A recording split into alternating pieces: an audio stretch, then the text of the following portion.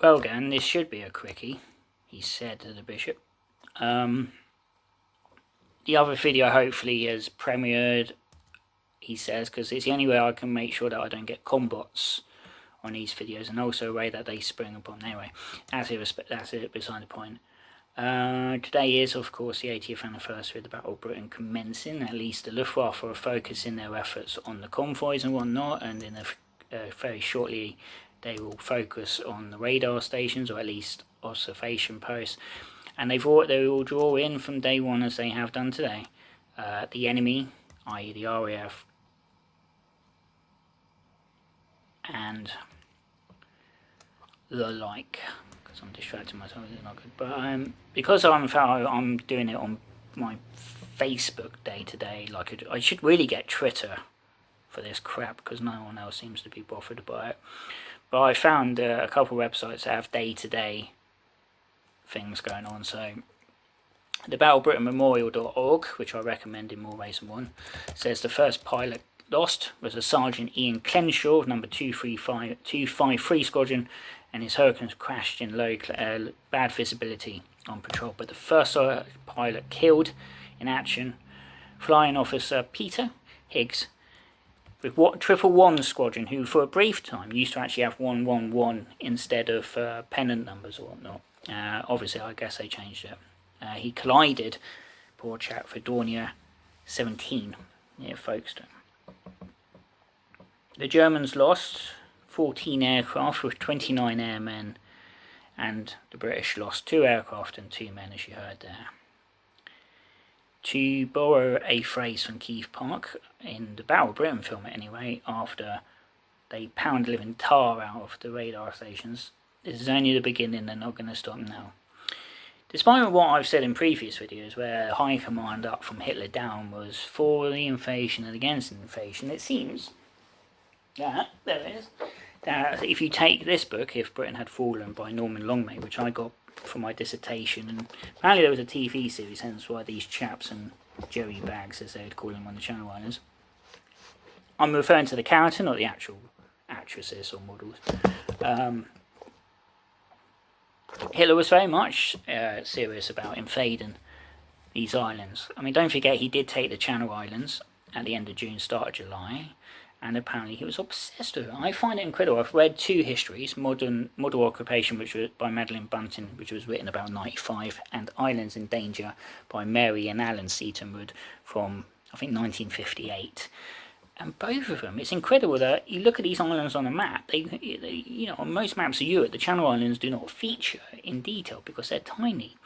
There were 2 Germans for every islander at the height of the occupation, and yet it's incredible just how much, or the fact they even seem to know these islands exist. I'm sort of tickled by, in a historical sort of way, that there were problems that complaints and whatnot that went all the way up at one point to the high command, or Hitler was aware of stuff. Hitler, very early on in the occupation, around about 41, was wanting them fortified because he thought the Allies would use the islands as a springboard for the invasion of France. I mean, could you imagine? There's not enough room for all of what even a secondary part of the invasion would have taken some doing.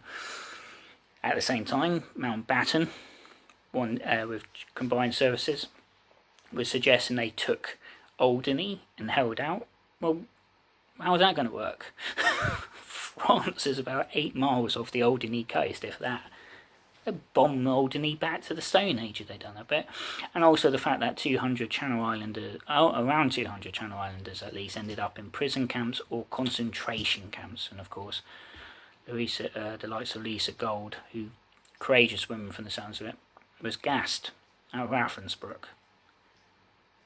And it's incredible that these Channel Islands, which nowadays quite rightly are beautiful places, touristy places, made famous latterly for the TV series Bergerac, say, featured as they did in the Third Reich.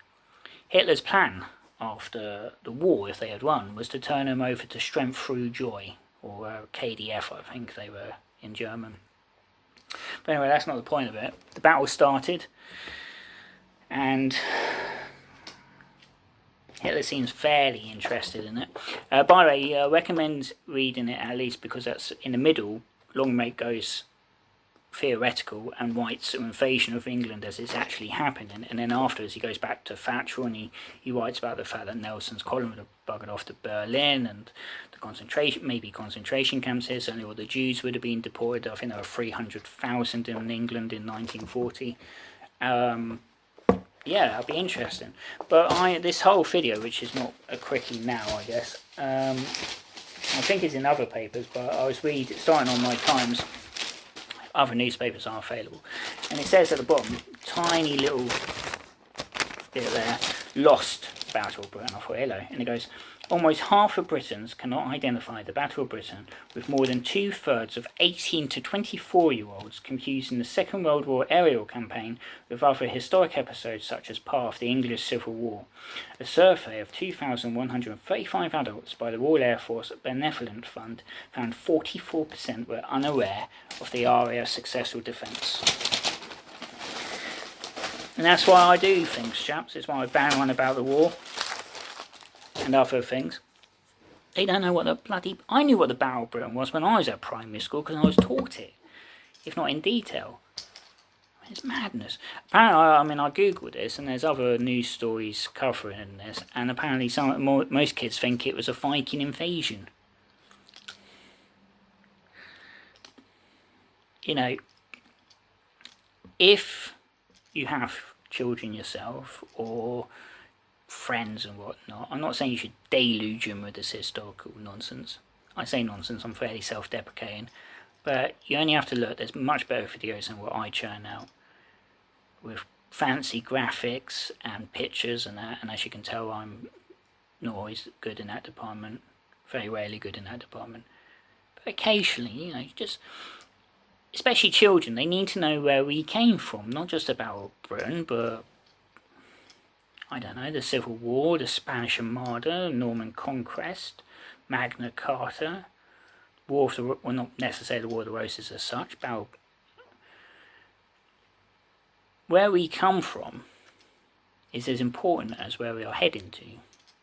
And sometimes where we came from tells us where we're going to. And at the moment, history is showing us, especially in the Far East with China, that we're going to be up for a good hiding, more than likely. So yeah. Well, there might be more, well, there will be more Battle of Britain centric videos. I'm not going to do them day to day because, quite honestly, even a 1 minute video, it's doing it every day, and you know, I'm waiting for YouTube to say you're spamming because hardly any of these videos get views, and I've done 190, including vlogs, the reading, the book profile things, and anything else. So we'll see. But there will be more about the Battle of Britain, certainly in August, and especially in September, because September 15th is Battle of Britain Day, and it's the 80th, of course.